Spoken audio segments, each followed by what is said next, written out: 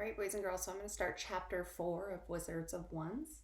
This chapter is called The Witch Trap Catches Something. From Zar's point of view, here's what happened. Zar was waiting, hiding behind the tree, trembling with excitement.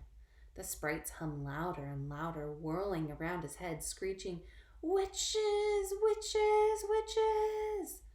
Zar heard the sound of hoofbeats and something galloped into the moonlit clearing, too fast to stop. Something that, if Zar could have seen it properly, had the legs of a pony below and a human body in the middle, with a great, indistinct cloud above it. What strange monster was this? Rush was frozen with terror. He could not move. He would be run down. Screech!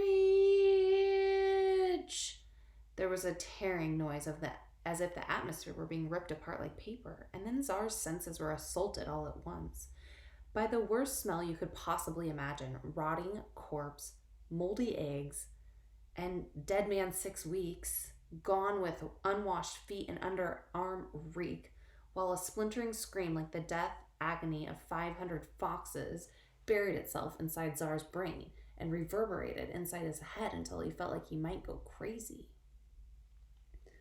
What is going on? Thought Zar, with this tiny part of his mind that could still think. Rush curled up like a little hedgehog, rather pathetically putting his hands over his head as if that would protect him from whatever horror was making that noise and that smell. Excuse me. Zar yelled up at Crusher, and then everything happened all at once. The cloud or the wind howled louder. Who knew what it was? Maybe Zar was right, and it really was a witch. But whatever it was, it screamed downward. And at exactly the same time, 7 of the sprites whacked their spells with their wands, sending the spells whipping toward the center of the clearing with a white-hot heat like speeding fireflies, and Crusher hauled like crazy on the net, and there was a gigantic explosion. Bang! Zar threw himself flat on his stomach behind the tree to get out of the way. There was a great screeching noise. Something was ricocheting around the clearing. Something unusually huge and dark and feathery, and then exciting with a dreadful piercing wail. Clouds of black and green smoke filled the glade, and Zar got to his feet, coughing. Hanging in the center of the clearing was his dangling witch trap, Crusher holding on to the other end for dear life. Something was struggling wildly inside, and all around the net was a force field of air, red as blood, red as fiery flame. What on earth just happened, thought Rush, coughing and choking with the remnants of that smell, and unable to believe that he was even still alive. It worked, Zar gasped, staggering to his feet, thanking his lucky stars. Oh my goodness, it worked! We've done it. We've really caught a witch. It's force field. Stop attacking it. Sprites, it's pointless. Sure enough, the sprites' spells shooting out sparks were trying to push their way through the bright red air. But the air turned redder still and spiky, like living, breathing, flaming thorns. Rush looked at the struggling net and gulped open mouth. Oh, by mistletoe and all things ivy, maybe Zar has really done it. Maybe he's caught a witch. Let's get out of here. Rush scrambled to his feet and jumped on the back of his snowcat and ran away, as did Heliotrope and Darkish. They assumed that Zar was going to follow them, but Zar was about the only boy in the entire world who was really crazy enough to stay in the clearing with an actual live witch. You's brilliant, you's marvelous, you is the best leader in the whole wide world. What do we do now, boss? Asked Squeezejose nervously. Even Zar was now terrified, but he would rather die than admit this to his sprites and his animals. Surround the witch, ordered Zar, complaining loudly. The sprites nonetheless surrounded the net in a burning circle, and Zar forced himself to put one foot in front of the other and approach the net, his hands so sweaty with fear he nearly dropped the very small saucepan.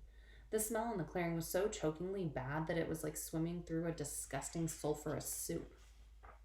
Zar stood underneath the net, staring up at it slowly, swung above them, back and forth, Rather unexpectedly, the four distinctive legs of a horse were dangling down from inside the holes of the net.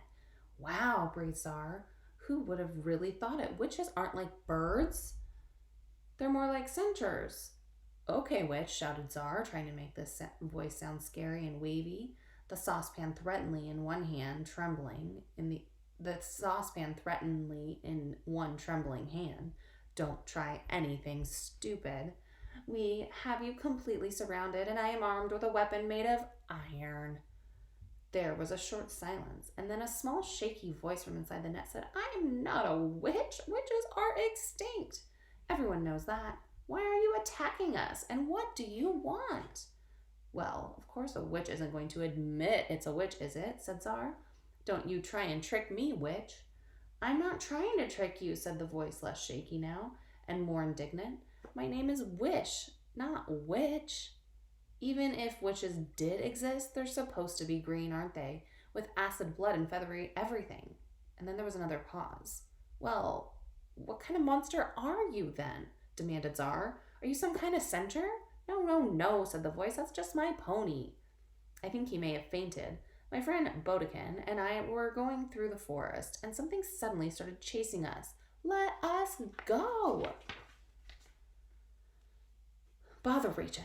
It wasn't a witch after all. It had been all for nothing. His horrible, superior older brother had been right all along. The entire evening had been a waste of time. Let whatever it is down, Crusher, sighed Czar, flattened by pulverizing disappointment. Slowly, Crusher let down the net, and the pony had not fainted, poor thing. He had just been hit by one of the Tiffin storm's sleep-induced curses, and he lay on the ground snoring loudly. But Czar saw that there were humans in the net, too. A small human dressed head to toe in armor, who scrambled up from the snoring pony and stepped out of the net, waving a large ornamental sword. And behind the teeny little human, a slightly larger human, skinny as a rake and also encased entirely in armor, who was stumbling to his feet as if he had just woken up. We know that these two humans were Wish and Bodekin. Bodekin was the taller one, and Wish was the little one with the sword. But Czar had never met a warrior before, and he could never imagine that Wish and Bodekin might be heroes of this story. Just like that, he was himself, and all Czar saw was that these were two humans wearing iron breastplates and carrying iron swords, which meant that they must be warriors. And Czar had been brought up to hate the warriors, like poison, because they were the enemy. Excellent. After lurching this way and that from fear of excitement to disappointment, Czar was spoiling for a nice straightforward fight. If he couldn't catch a witch, at least he could kill an enemy. Warriors! Cried Czar fiercely, narrowing his gaze and getting a good grip on his saucepan, and drawing a heavy oak staff from his rucksack. Warriors! Warriors! Warriors! Hissed all the sprites, burning red with anger. Kill them! Kill them! Kill them! It's a wizard and its creatures! Cried Bodekin in alarm, pointing at Czar and leaping protectively in front of Wish. And they look aggressive! They certainly did, and Wish stared around, petrified at the burning sprites on fire with fury flames licking off their long limbs, sparks spitting all over the place, the growling wolves and bear and snowcats showing their teeth, and way above them the gigantic figure of the giant in the background. They were hopelessly outnumbered, and the giants were supposed to eat people. Sprites could magic you into a slow death, and one look at those snowcats told you that they could tear you to pieces. Wish had an enchanted sword, but she knew it wasn't a very good sword fighter. Or she knew she wasn't a very good sword fighter. And let's face it, Bodekin hadn't been much help as a bodyguard so far. They didn't have a chance. Don't worry, princess, shouted Bodekin bravely. I'll deal with them. Bodekin drew his spear and shook his sword. He advanced in a menacing manner. He caught sight of the giant, and he stopped dead in his furiously warlike pose. He blinked twice, and then his eyes closed, his head flopped forward, and he slowly toppled over, like a falling tree, accidentally chopping his spear in half with his sword as he fell. And he lay there with his mouth open. Czar looked down at the fallen Bodekin in astonishment. Was this a trick?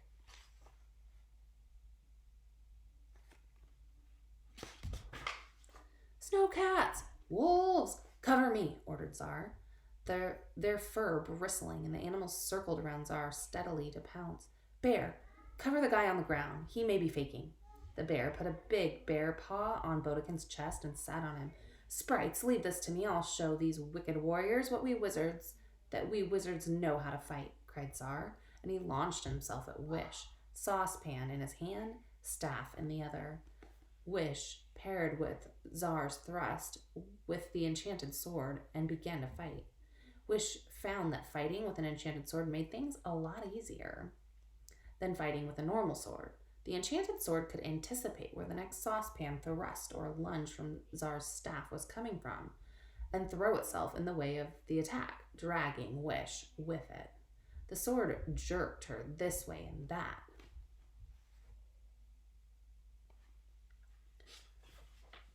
With Wish gripping it with both hands, looking for all the world as if she were hanging on to the trail of a wild bull. Caliburn was in a frenzy of worry, and he flapped about the fighters' heads, squeaking, "The enchanted sword. Be really careful with that enchanted sword. Don't let it touch you. There's something wrong with it. An enchanted sword, breathed Czar. Impossible. How could a warrior be fighting with an enchanted sword? Warriors don't use magic." The enchanted sword made a sweeping lunge forward, and this thrust finally disarmed Czar. His staff went spinning into the undergrowth, followed by the saucepan. "Do you surrender?" said Wish, holding the enchanted sword above Czar's head. "I surrender," said Czar, from between gritted teeth. "Don't trust him. Wizards are tricksters," shouted Bodekin, who had woken up from his faint but still trapped beneath the bear. Wish ignored this instruction and instead relaxed, stepped back, and lowered the sword, which was a mistake. Bodekin was right. Czar was not to be trusted. "King Cat, Night Eye, attack!" shouted Czar as soon as the sword was lowered. King Cat leapt in and smashed Wish down to, King Cat leaped in and smashed Wish down to the ground. The force of the blow knocked the enchanted sword out of Wish's hand, and as soon as it left her grip, the enchantment left it. The sword went dead and fell to the forest floor, as cold and lifeless as a normal sword. Czar picked it up, and 840 pounds of powdered blue giant lynx in the form of a king cat leaned on Wish's chest and cracked open her helmet with his jaws, like a nutcracker cracking a nut. The two halves of the helmet fell away, and Czar was looking straight into the face of an odd-looking little girl with a patch over one eye. "It's a girl," said Czar in surprise. The sprites laughed uproariously at this. Czar was being beaten by a girl? Wish was looking straight into the face of a snarling cat, Snowcat, and a wizard boy who was holding the enchanted sword over her head in a purposeful fashion. "And now," said the wizard boy, "do you surrender?" That is the end of chapter 4.